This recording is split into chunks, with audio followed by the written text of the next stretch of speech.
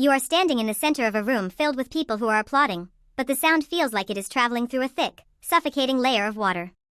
You hold the trophy, the medal is cold, heavy, and strangely alien against your palm. Everyone sees a winner, a pinnacle of professional competence and dedication.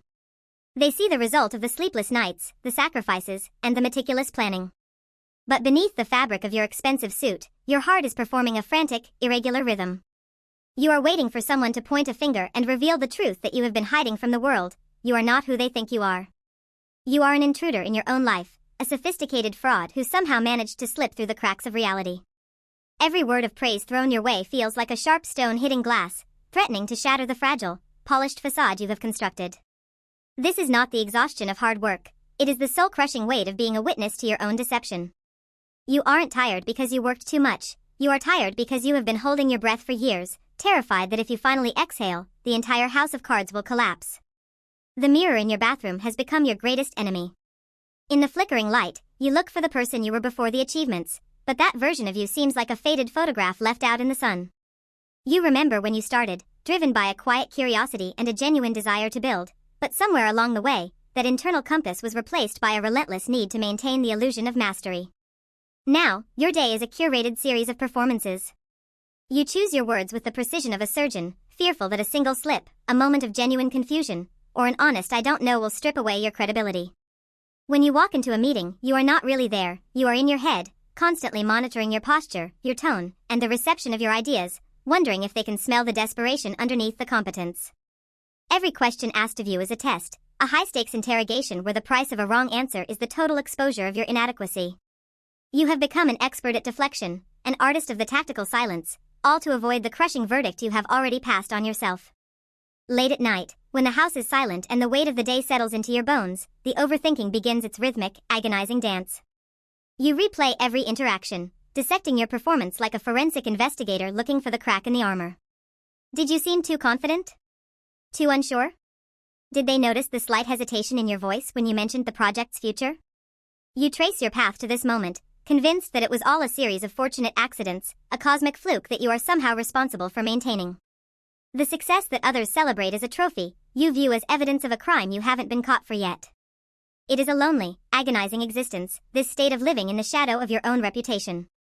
You look at your peers and wonder if they are just like you, brilliant actors in a play where no one knows their lines, but everyone is too scared to stop the performance. The irony is that the more you succeed, the deeper the hole you feel you are digging. The higher you climb, the more terrifying the prospect of the fall becomes. You are trapped by your own excellence, a prisoner of a standard that you never actually set, but one you feel compelled to uphold until your final exhaustion. You think about quitting, about throwing the trophy away and disappearing into a life where the expectations are low and the scrutiny is non-existent. But the fear of being seen as lesser is what keeps you anchored to this pedestal. It is a paradox that feeds on itself. You despise the burden, yet you are terrified of the void that would exist without it. Your connections to other people have withered into professional transactions because you are afraid to let anyone close enough to see the cracks. Vulnerability is a luxury you cannot afford. If you let someone see the uncertainty that defines your nights, they might finally see that there is no real you behind the mask. You have become a curator of your own life, carefully editing out the moments of fear, the periods of procrastination, and the deep, abiding feeling that you have no idea what you are actually doing. You are a ghost inhabiting a successful body, watching yourself navigate a world that demands a concrete identity you feel you lack. The struggle isn't about being incompetent, it is about the inability to feel the ownership of your own existence. You are a passenger in the car you are driving, perpetually waiting for the engine to stall. Perhaps the most painful realization is that this exhaustion is not the result of the work itself, but the result of the resistance against your own nature. You are fighting a war against the idea that you are human, imperfect, and still evolving. You have convinced yourself that you must be a statue, immobile, perfect, and carved from something stronger than flesh and bone. But the pressure is mounting. The cracks are widening. You catch glimpses of the truth in the small moments, the way your hands shake when you pick up a pen, the way you avoid eye contact during praise, the way you feel a strange sense of relief when you make a mistake, only to quickly cover it up with more effort. You are drowning in the very water that was supposed to sustain you.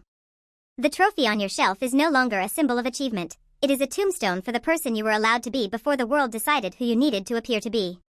You look at your reflection again and realize that the eyes looking back at you are not those of a fraud, but those of a person who has spent a lifetime running from the fear of being found out, only to realize that the person you were hiding from is the only one who could have ever truly understood you. The tragedy isn't that you are a failure, it is that you have been so busy hiding that you forgot how to be real. You are finally beginning to understand that the mask is not protecting you, it is suffocating the only part of you that was ever actually capable of finding peace. The mask fits perfectly.